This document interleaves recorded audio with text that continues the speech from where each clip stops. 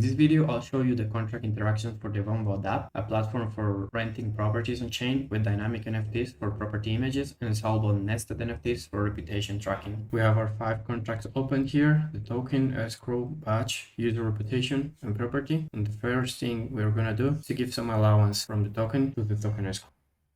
I will give enough allowance so I don't have to do it again. Next, I'll register from the escrow, which should generate a new user reputation avatar or NFT. Next, I will create a property. I will use the metadata URI I already have. Let's quickly check that we have created this correctly. There's already one user reputation NFT created. This is soulbound to my address.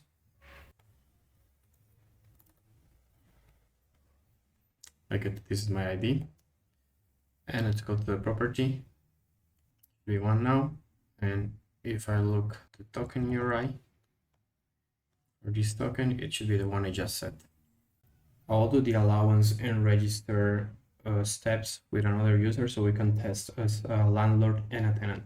Now connected as landlord and we'll list the property. I'm setting the price per day to 2 tokens and the deposit to 3. Now I'm connected as a tenant and I will book the property for 2 dates.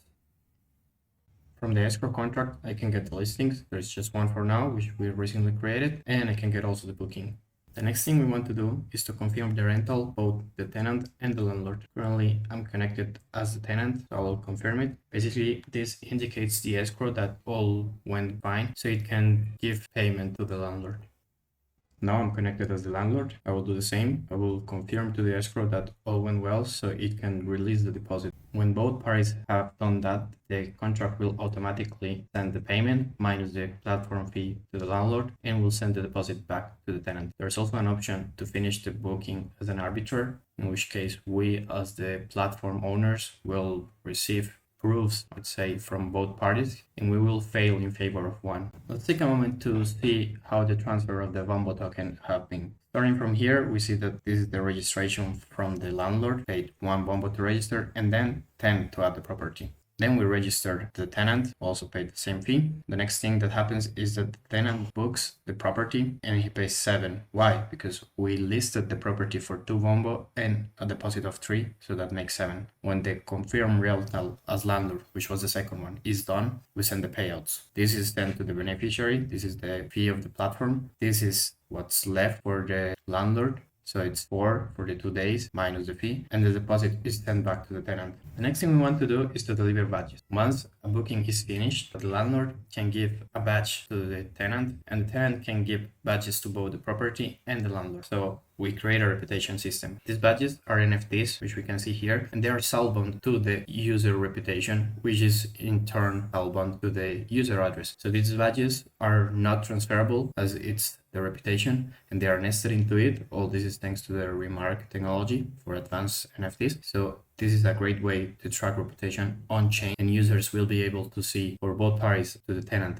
for the property also, and for the landlord, how good it has been in the past. For now, the badges are fixed on the contract, so we will just use a number to identify each of them. I'm connected as the as the landlord, so I will give badge to the tenant. The booking is 1 and the badge is 1, which means friendly in our contract. Now I'm connected as a tenant, so I can give a badge to the property and a badge to the landlord. So to the property, I could say it's a comfy bed, for instance, which is number 4. And to the landlord, I'll say that he was very friendly, which is number 1. The badges for properties are attached into the property NFT, and they can also not be transferred from there. If I go to the user reputation contract, I can get the medals for the registered users. If I go to the property, I have a slightly different function, which will give me more data. It will give me the metadata URI and the count per medal or badge, and it will also give me the asset. If I connect as the landlord, which owns this property, I can add images to it. Well, URIs to the image. I will add 3 here just to show you. This allows us to keep all the information of the property on chain. This is also thanks to one of the NFT Legos from RMRK, which is multi-asset. So a single NFT can dynamically have multiple assets. In this case, we're using that functionality for photos. So when I read the NFT, when I get either its assets or get all info method we created here, we'll be able to get the URIs for each of the photos that the property owner has added. Here they are.